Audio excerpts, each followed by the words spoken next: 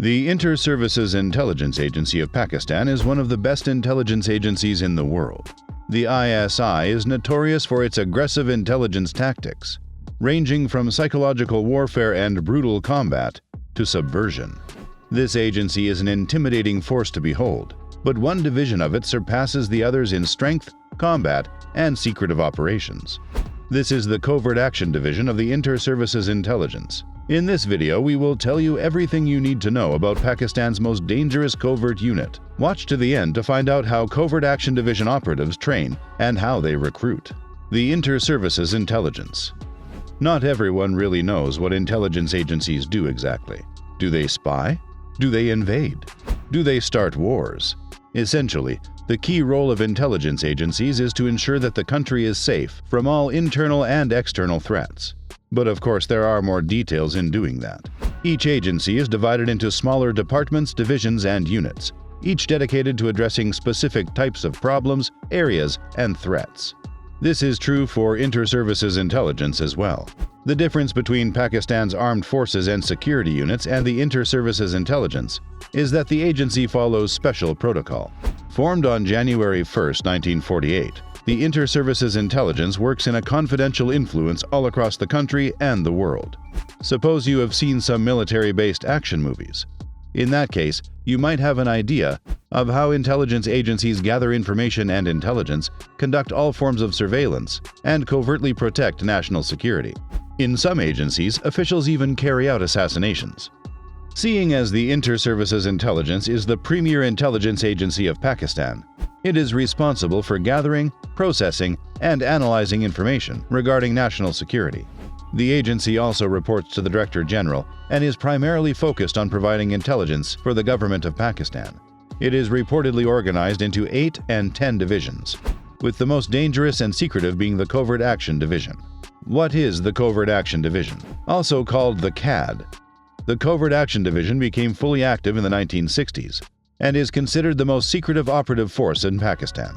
It is primarily responsible for paramilitary and covert operations. The Covert Action Division also carries out special intelligence paramilitary activities, just like the Special Activities Division of the United States Intelligence Agency, the CIA. The history of the Covert Action Division. When Inter-Services Intelligence was created in 1948, Pakistan was caught in a heated challenge in the tribal agencies of Waziristan, caused by freedom fighter Fakir Avipi. In response to the challenges and unrest, a group of die-hard fighters from the military and Gilgit Scouts was recruited for a new super division. These scouts were trained rigorously to counter the influence of Fakir Avipi and to prevent the Afghan incursion until the full force of the Pakistan Army would arrive and defend. For many years, these specially trained operatives were responsible for protecting and countering the insurgency in Waziristan.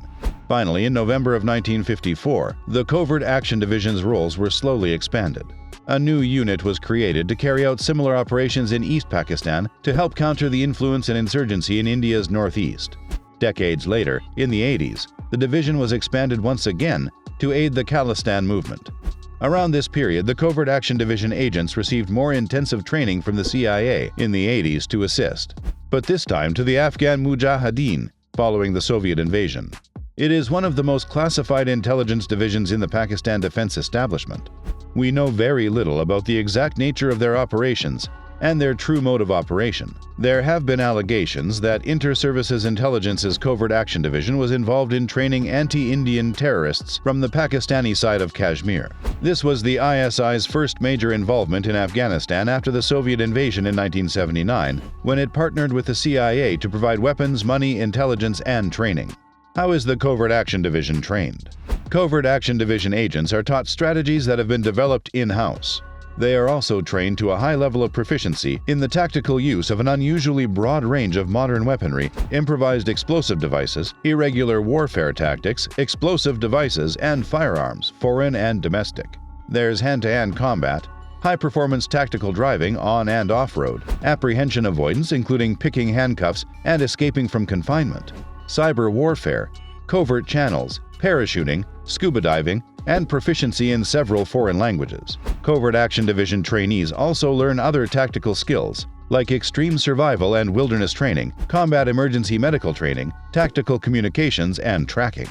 The truth about the Covert Action Division. Inter-Services Intelligence, ISI, Pakistan's military intelligence service, has long been accused of meddling in the affairs of its neighbors. In recent years, some officials both inside and outside Pakistan have increased their claims of ISI terrorist organization ties. They claimed that Pakistan used the inter-services intelligence to indirectly support terrorism and extremism. Afghan officials accused Pakistan's intelligence service of organizing a failed assassination attempt on President Hamid Karzai in June 2008. And they suggested the inter-services intelligence was involved in a July 2008 attack on the Indian embassy shortly after. The Inter-Services Intelligence Agency was also blamed by Indian officials for the bombing of the Indian embassy.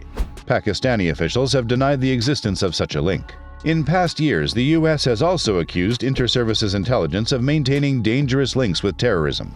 These accusations were further fueled following the killing of America's most wanted al-Qaeda founder, Osama bin Laden. At that time, some voices in the U.S. already suspected the Pakistani intelligence agency's involvement with anti-American fighters. Following the Soviet withdrawal, Inter-Services Intelligence maintained its involvement in Afghanistan. It first gave support to resistance fighters opposed to Moscow's puppet government, and later the Taliban.